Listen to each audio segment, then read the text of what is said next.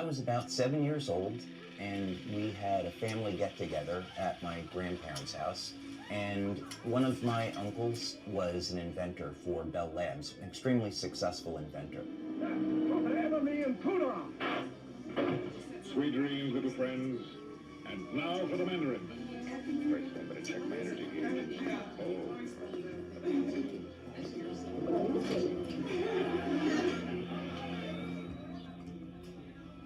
My cousins, they said, hey, let's break away from the adults and we want to go take a look at something.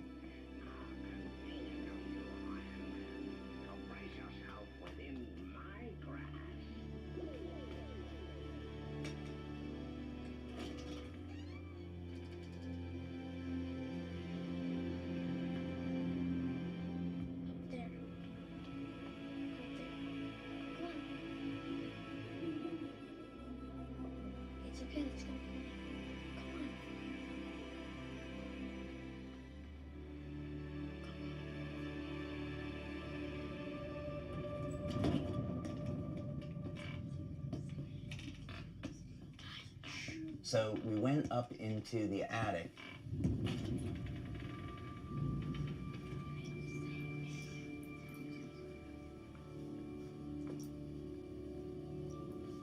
Being in that environment, something started to really resonate with me. I just thought this was the coolest thing.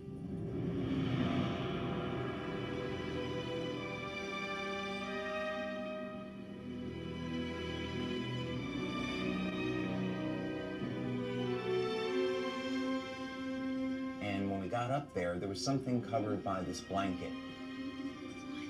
My cousins took the blanket off, and I saw this incredible machine. It had all of these tubes, electronic controls, dials, and I was immediately fascinated.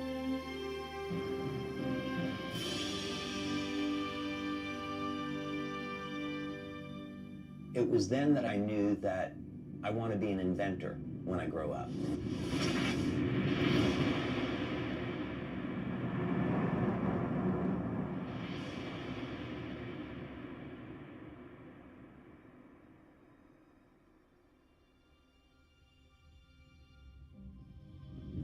My name is David Schmidt. I am a husband, father, inventor, and the CEO and founder of Lifewave.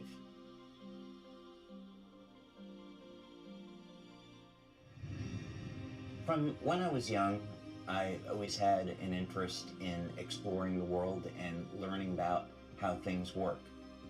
We didn't have the distraction of cell phones and computers, so I spent a lot of time outside with my friends, exploring the natural world, looking at insects, going for walks in the woods, and trying to understand how all these things in nature function and enjoying the beauty of it.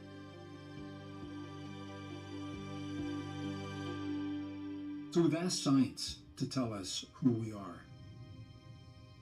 We have an answer, and many scientists are not comfortable with where that answer is leading.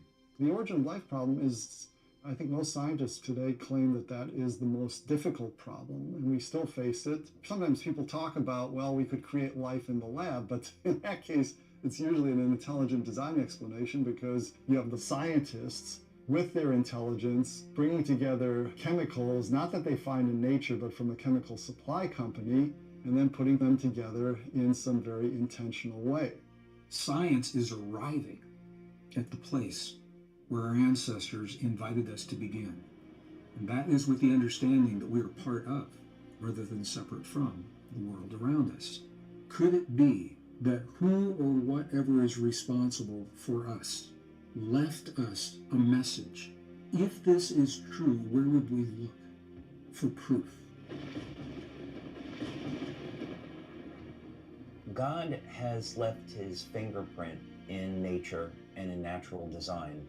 And by studying nature with this perspective, we can unlock some secrets that have been hidden. The DNA is thought of as a reservoir or a repository of information, but actually it's much, much more than that. there's a message encoded into the DNA of all life. What it says is that the elements that make us who we are not random. And as we begin to embrace what that means, that we're part of everything that we see happening in the world, it gives new meaning to what it means to be human. Not only are we more than the product of random processes, but we are designed to interact with the world around us as well as the world within us.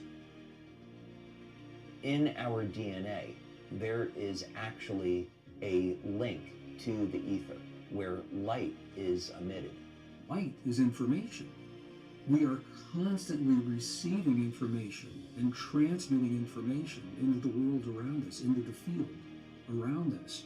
Light, as it turns out, is the primary control mechanism for everything else that happens in the body.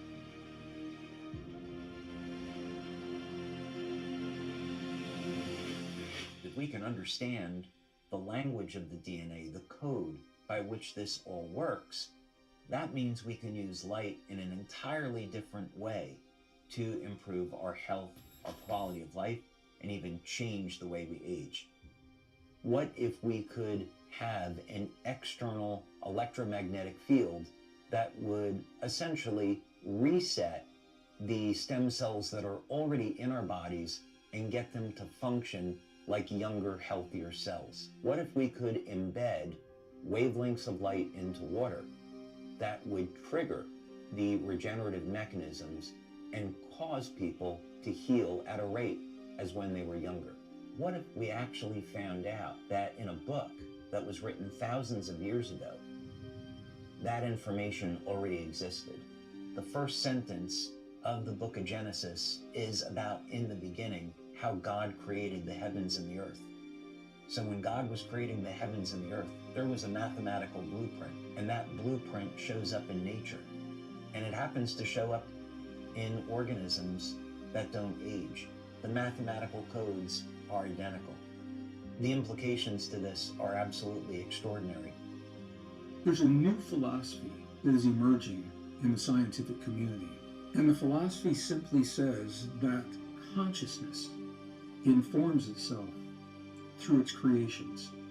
And I think it's no accident that it's only now, at this time in history, only now, that we find the message that reveals the deep truth of our existence.